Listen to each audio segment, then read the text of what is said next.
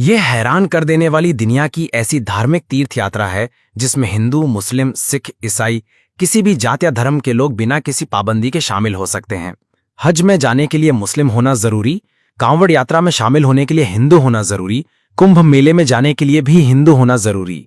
लेकिन ये इकलौती ऐसी धार्मिक यात्रा है जिसमें 105 देशों से लोग एक साथ इकट्ठा होते हैं। सबसे अद्भुत बात यह है कि इतनी भीड़ होने के बावजूद ना चोरी होती है, ना कोई घटना, ना भगदड़। यहाँ हर तरफ अमन, मोहब्बत और इंसानियत की मिसाल देखने को मिलती है। ये चमत्कारिक पदयात्रा होती है इराक के करबला में और इसे कहते हैं अरबईन। हर साल 2 से 3 करोड़ लोग सैकड़ों किलोमीटर पैदल सफर करते हैं और रास्ते में उन्हें दुनिया की सबसे महंगी डिश से लेकर साधारण खाना, पानी, रहना, इलाज, सब कुछ बिल्कुल मुफ्त मिलता है। ये सिर्फ एक धार्मिक यात्रा नहीं बल्कि इंसानियत का सबसे बड़ा उत्सव है। कल्पना कीजिए एक ऐसी दुनिया जहां सीमाएं मिट जाती हैं, जहां धर्म की दीवारें गिर जाती हैं और जहां हर इंसान सिर्फ इंसान होता है। अरबईन यात्रा वो जगह है जहां यह सपना हकीकत बन जाता है। यहाँ हिंदू पंडित अपनी पगड़ी पहने चलते हैं, सिख भाई अपनी किरपान के साथ कदम मिलाते हैं, ईसाई पादरी क्रॉस थामे आगे बढ़ते हैं और मुस्लिम, नास्तिक, यहूदी सब एक साथ एक ही धुन में इमाम हुसैन की याद में पैदल चलते हैं। ये यात्रा सिर्फ एक पदयात्रा नहीं है, ये इंसानियत की जीत है जहां 105 से ज्यादा देशों के लोग अलग अलग भाषाओं, संस्कृतियों और विश्वासों के बावजूद एक हो जाते हैं। दुनिया के बाकी तीर्थ स्थलों पर जहां प्रवेश के लिए धर्म की जांच होती है, वहां अरबईन सबके लिए खुला है, जैसे स्वर्ग के द्वार जो हर प्राणी के लिए खुले हों।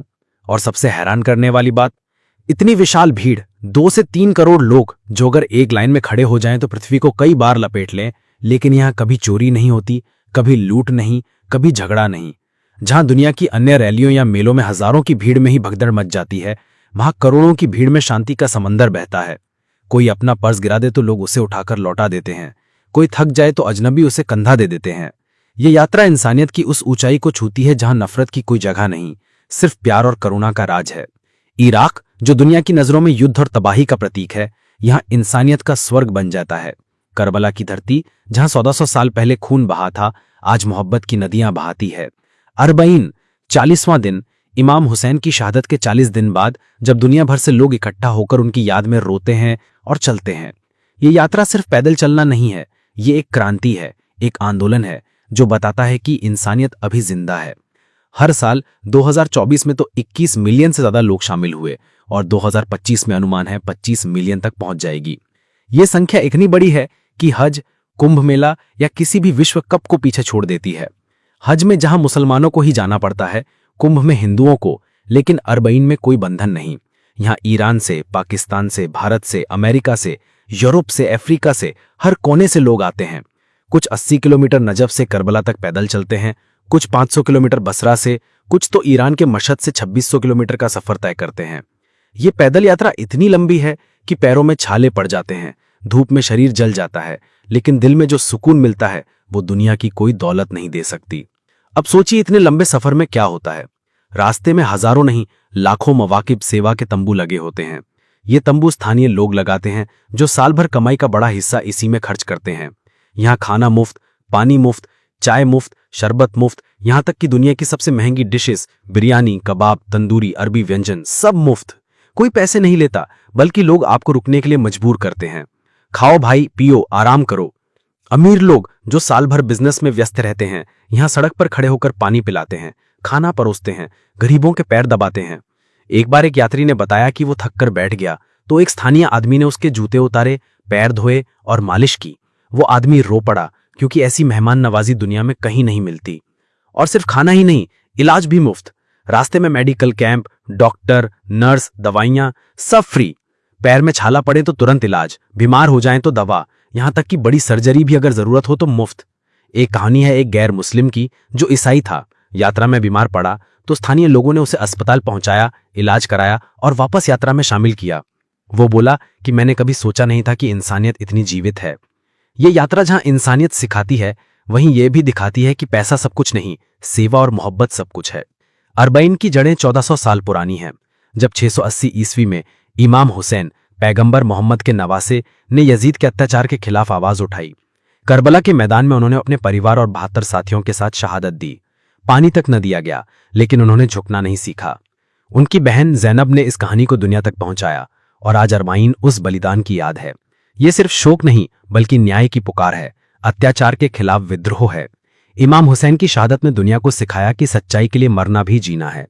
और आज ये यात्रा उस संदेश को जीवित रखती है, जहां लोग पैदल चलकर कहते हैं हम हुसैन के साथ हैं। यात्रा के दौरान जो नज़ारे देखने को मिलते हैं वो चमत्कार से कम नहीं। लाखों लोग काले झंडे लेकर चलते हैं, मातम करते हैं, नौहे पढ़ते हैं। रात में ठंड, दिन में गर्मी, लेकिन कोई शिकायत नहीं।